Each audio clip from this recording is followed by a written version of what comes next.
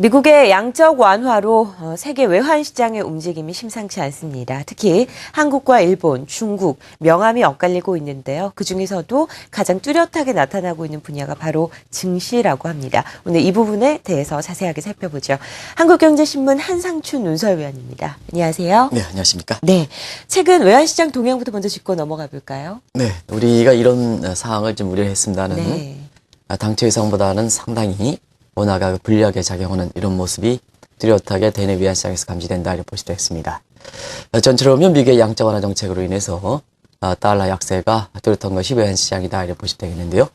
우리가 주요 통화에 대해서 달러 가치를 얘기하는 소위 그 달러 페리티 지수, 이 페리티 지수가 한때는 그 75 정도까지 떨어지다가 지금은 82 정도로 이렇게 상승하고 있습니다. 최근에 사실상 그 달러 가치가 좀 정체 상태를 보이고 있습니다는 6월 초 대비해서는 상당히 달러가 약세가 되고 있다고 보시면 되겠는데요.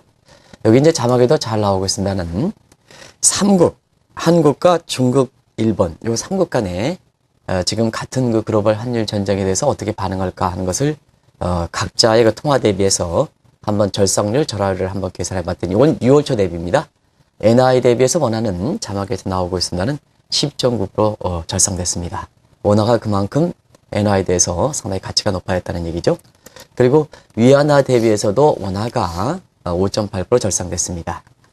반면에 위안화 대비해서 엔화는 8.2% 절하됐거든요. 그러면 세 통화를 지금 절하율 절상률로 비교한다면 원화가 가장 불리하고 그 다음으로 중국의 위안화가 불리했고 그리고 가장 혜택을 많이 보고 있는 것이 일본의 그 엔화다 이렇게 보시됐습니다. 네. 당초 한국경제TV에서 말씀드렸던 예상과 비슷하게 이렇게 삼국 간의 절상절하율이 지금 잡히고 있습니다는 유독히 한국의 원화 가치가 당초 예상보다는 절상률이 상당히 높다 이렇게 보시됐습니다. 말씀하신 내용을 정리를 해봤더니 미국의 양적 완화로 가장 불리한 것은 우리나라로 판명이 됐습니다. 왜 이런 결과가 나타나는 건가요? 결국은 같은 그 미국의 양적 완화 정책에 따른 달러 약세 유도 체계, 중국과 일본과 한국의 사실 대응하는 과정을 보면 고스란히 이 환율에 각자의 명암이 엇갈린 것을 그대로 설명한다 이렇게 볼 수 있습니다. 역시 미국의 그 양적 완화 정책에 대해서 가장 적극적으로 반응한 것이 일본이다 이렇게 볼 수 있습니다. 일본 같은 경우에는 노다 정부가 마지막 사활을 걸고 엔고를 약세시키기 위해서 자산 매입 정책을 추진했다 이렇게 보시면 되겠는데요. 올해 들어서 지금 2월 달에 10조엔, 4월 달에 5조엔, 9월 달에 10조엔, 12월 달에 11조엔 해서 9월과 11월 달에 미국의 3차 양적 완화 정책이 추진했던 그 시기에 21조나 퍼붓고 있습니다. 결과적으로 보면 삼국 간의 그 통화에서 일본이 지금 수출이라든가 경기에 숨통이 터지는 엔화가 강세에서 약세 국면으로 돌아서는 가장 큰 배경이 되고 있다고 보시면 되고요. 중국도 사실 대외적인 측면에서는 중국이 위안화의 국제화를 추진하기 때문에 위안화의 절하보다는 위안화의 절상을 선호를 해야 되는데도 불구하고 수출 경쟁력의 그 약화되는 문제를 방지하기 위해서 달러 약세 정책에 적극적으로 대응하는 이런 입장을 보였습니다. 물론 10월 달에 미국의 환율 그 조작 보고서에서 중국의 위안화 그 절상에 대해서 사실상 그 환율 조작으로 걸리지는 않았습니다는 그래도 굉장히 달러 약세 정책에 적극적으로 대응했다 이렇게 보시면 되겠는데요. 네. 한국 같은 경우는 같은 달러 약세 정책에 우리가 비교적 소극적으로 대응했다. 뒤늦게 11월 달에 11월 달에 선물한 규제라든가 이런 것을 좀 이렇게 축소시키는 이런 쪽의 정책을 했습니다는 같은 이웃인 일본과 중국에 비해서는 미국의 양적 완화 정책에 대해서 가장 소극적으로 대응하다 보니까 삼국 간 환율에서 고스란히 원화가 가장 불리하게 작용하는 이런 모습으로 나온 것이 아닌가 이렇게 보고 있습니다. 네, 미국 양적 완화로 일어난 달러 약세 현상에 대해서 우리나라가 가장 소극적으로 대처했기 때문에 가장 불리하게 작용을 했다라고 말씀을 하셨습니다. 앞으로도 이런 현상 지속될지 전망에 대해서는 어떻게 보시나요? 지금 그 오바마 대통령이 집권 2기를 맞아서 미국의 그 수출 산업 증대를 위해서 달러 약세 정책은 포기하지는 않을 거로 보고 있습니다. 시간이 가면 갈수록 경제 여건에 따라서 다소 좀 달라질 가능성이 있겠습니다는 기본적으로는 수출 산업 증대, 고용 이렇게 창출을 위해서 달러 약세 정책은 집권 2기 내내 계속해서 추진하지 않겠나 이렇게 보고 있는데요. 네. 이런 전제 조건 하에 한국과 중국과 일본의 통화치를 어떻게 설정할 것이냐 하는 측면에서 보면 지금은 각자의 경제 여건이 그렇게 많이 통화치에 반영되지 못하는 이런 상황입니다. 그렇기 때문에 이런 전 세계의 큰 줄기의 정책 대응에 각국의 정책 모습에 따라서 다를 거로 이렇게 보이는데요. 지금 상태에서 보면 16일 날 일본이 아베 신조가 예상대로 집권당의 그 당수가 된다면 노다 정부의 마지막에 추진했던 엔고 저지책보다는 상당히 강도 있게 나갈 것으로 이렇게 보는 것은 지금 국제금리 시장의 일반적 시각이거든요. 그 대표적인 것이 어제 아베 신조의 동향을 말씀드리면서 사실 인플레 타겟팅 선을 1%에서 2에서 3%로 높이겠다 하는 이 입장을 말씀드렸는데요. 네. 이게 가장 본질적 목표가 엔고를 저지시키겠다는 얘기입니다. 그래서 아베 신조가 나오면 지금보다 엔화를 약세시키기 위한 이런 정책이 보다 강력하게 될 것이다 이렇게 보시면 되겠고요.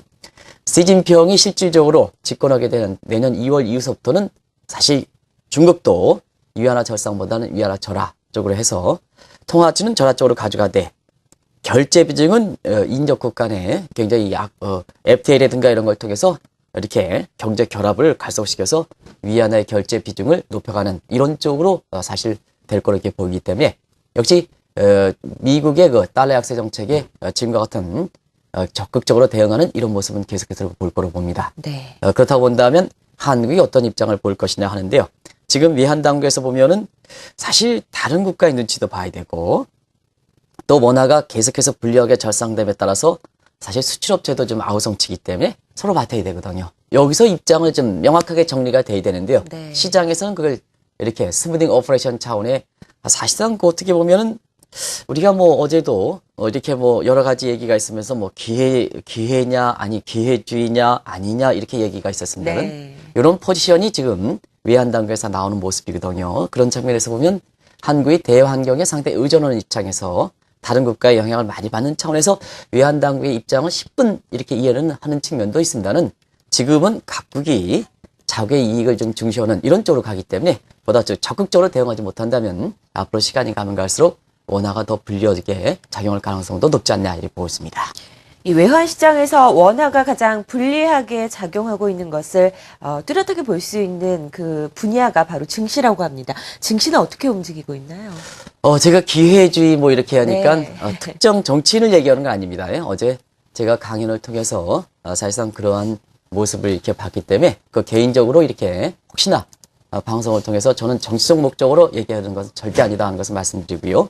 개인적 경험에 의해서 그렇다 하는 것을 말씀드립니다. 지금 외환 당국의 모습이 그렇다 하는 이런 측면에서 말씀드리고 다시 한번 민감한 사항에 대해서는 절대 얘기하는 사람은 아니다 하는 것을 말씀드립니다. 개인적 이권도 달 수도 없는 입장이고요. 그렇게 영향력도 있는 사람도 아니다 하는 것을 말씀드리고요. 지금 증시에서 보면 고스란히 그 모습이 나타나고 있습니다. 그래서 이런 환율의 불리한 문제, 환율의 그 절상과 절하한 문제는 사실상 그렇습니다. 이 증시에서 가장 먼저 반응하게 되는데요. 한국 증시 보면 시가총액 상위 이 10개 종목 중에서 5개 종목이 일제히 하락하고 있습니다. 중국도 이렇게 10개 종목이 하락하는 이런 상황이고요. 반면에 일본 같은 경우는 지금 자막에도 나오고 있습니다는 상위 10개 종목 중에 8개 종목이 상승하고 있습니다. 이것이 다른 요인이 그렇게 크게 결부되어 있는 상황은 아니거든요. 네. 지금 일본 경제가 그만큼 좋으냐? 되게 좋지 않습니다. 그럼에도 불구하고 상위 10개 중에 8개 종목이 상회하는 것은 일본이 금융위기를 당하고 난 4년 만에 처음으로 이과 같은 현상이 나타난다 이렇게 보실 수 있습니다.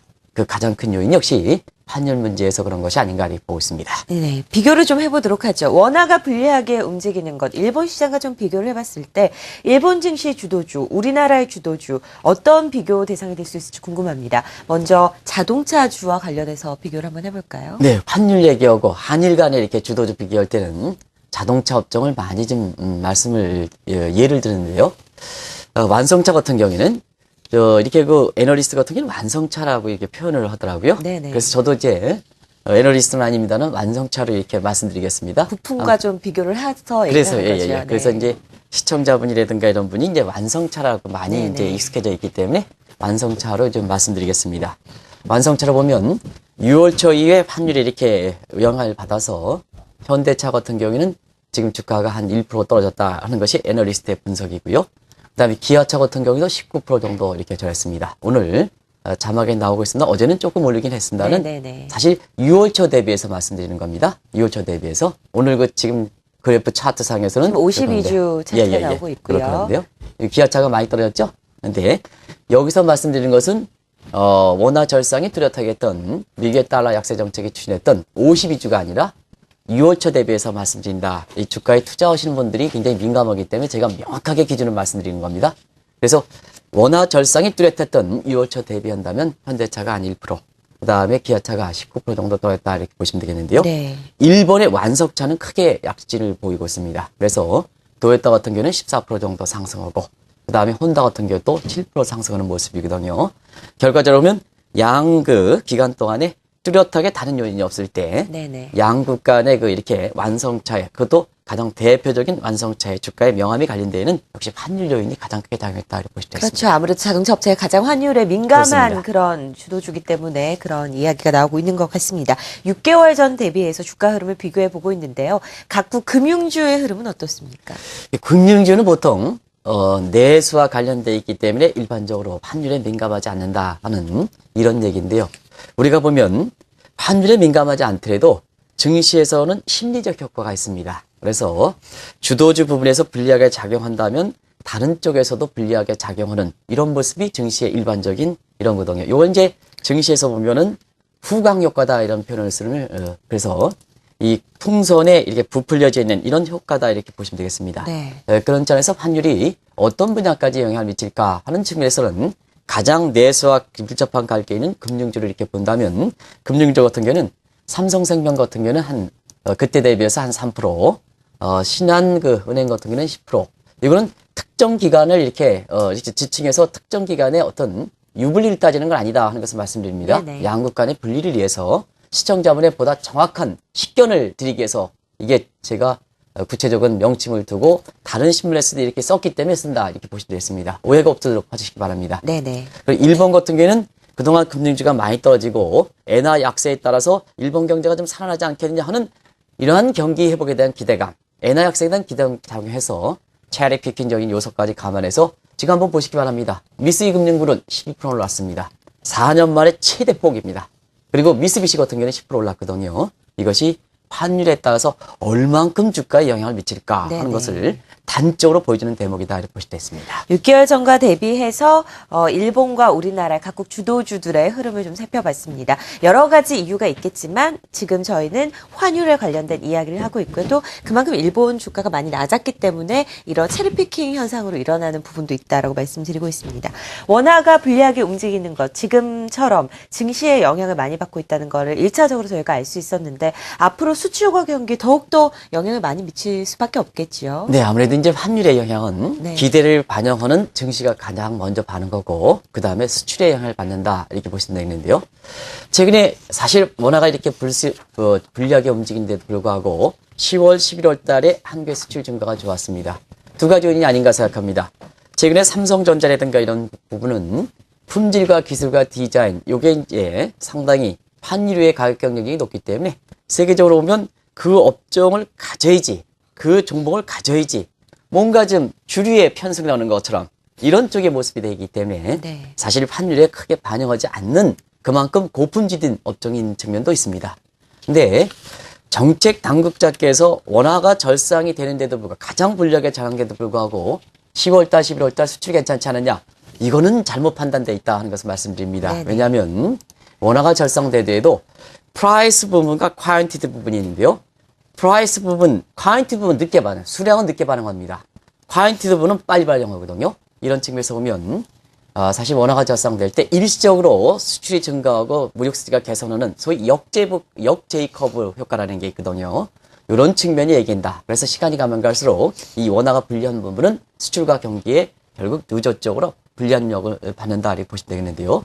결과적으로 증시에 선행적인 증시에 불리하게 작용하고 시간이 가면 갈수록 수출이라든가 경기에 영향을 미친다면 지금 한국의 외환 당국에서는 보다 적극적으로 이런 문제에 대해서 대응할 시점이 되지 않느냐 이렇게 보고 있습니다. 네. 그래서 증시라든가 수출이라든가 해서 투자자라든가 수출업자들 좀 마음을 아울려주는 이런 모습이 지금 오늘 검토해 본 내용을 볼 때는 의외로 증시에 미치는 충격이 크기 때문에 이런 부분은 좀 정책 당국에서 미리 감안해서 선제적으로 외환 정책에 대해서 보다 적극적으로 한국의 국익을 이렇게 생각하는 이런 쪽의 정책 당국의 모습이 좀 필요한 시점이 아닌가 이렇게 보고 있습니다. 네, 미국의 양적 완화로 촉발된 달러 약세, 여러 가지 외환 시장이 요동치고 있습니다. 한중일을 비교해 봤는데요. 그중에서도 가장 불리하게 움직이고 있는 우리나라, 각국과 비교한 증시까지 살펴봤습니다. 한국경제신문 한상춘 논사위원이었습니다. 말씀 고맙습니다. 네, 고맙습니다.